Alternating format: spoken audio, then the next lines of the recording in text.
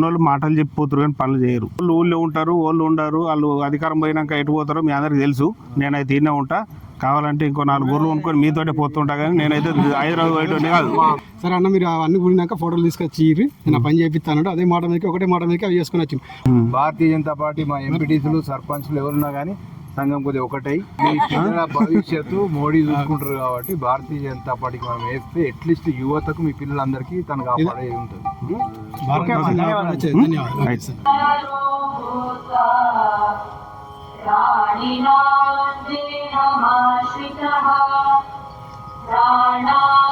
బీరయ్య గుడి దేవుని గురించి, షెడ్డు గురించి అని మేము గోపిడి సిరన్నను ఆశ్రయించినాం.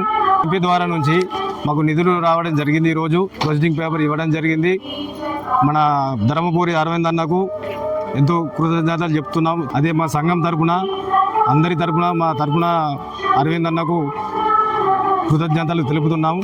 మా గోపిడి సిరన్న మేము అసలు ఒకటే మాట చెప్పినందుకు మాకు ఎంతో సహకరించిండు.